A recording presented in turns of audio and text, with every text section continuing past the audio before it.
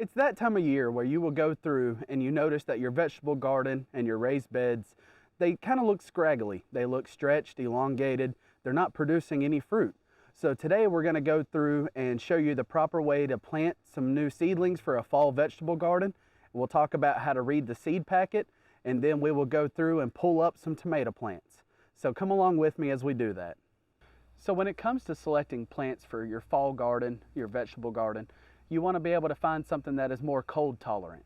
So for our time of the year here in eastern North Carolina, you're going to be able to plant bok choy. You're going to be able to plant your leafy greens such as radishes, lettuce, and you'll be able to plant carrots such as your little fingerling carrots and some beets.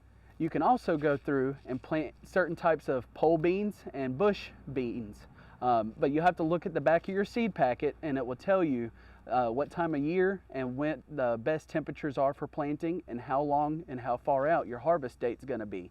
So that way you can plan accordingly of when to plant your fall vegetable crop.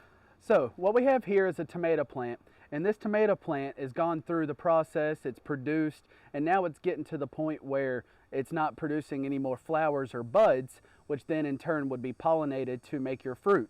So we're going to go ahead and come down here, and we're going to come at the base of the plant. We're going to pull it up, and then you're going to want to take this root ball here and get off as much dirt as possible. So then you'll come in and you'll just shake it off.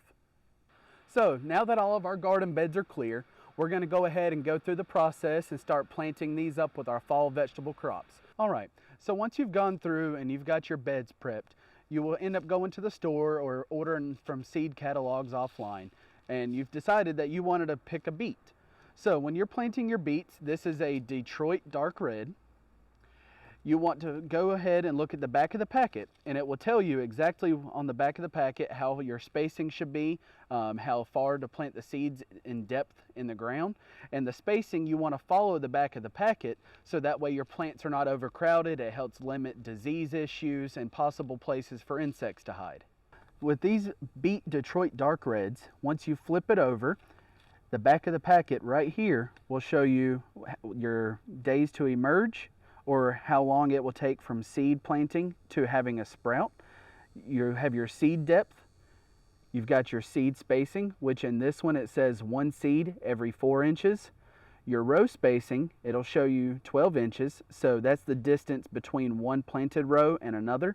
And then thinning. The thinning process is done whenever the plants reach 2 inches tall. You will go through and thin out or take out some of the plants to where you have 1 every 4 inches. All right, so we're here at our raised garden bed. So the first thing I normally like to do after I've pulled up my plants is I like to come in and take my hand for a small area such as this and run my hand over to level it out. Having a good level foundation and level surface allows us to be able to see where we're planting easily. Your ruler, and you'll come in and you make a trench. And this trench is where you're going to drop your seeds.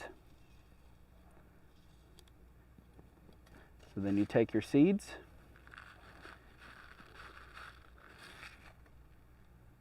and then you will space them within the trench.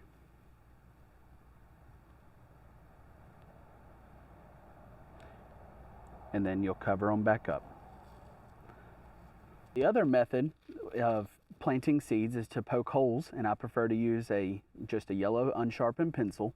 So you'll come in, push it down about 2-3 inches, and you can see I'm going ahead and trying to make even spacing of about 3-4 inches within these holes. Then you'll grab your seeds once you've got your holes marked,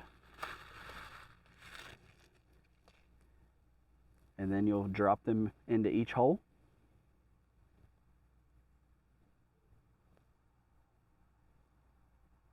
And then you just lightly cover them back up. For more information on your vegetable gardens or planting vegetables or vegetable selection, please contact your local North Carolina Cooperative Extension office.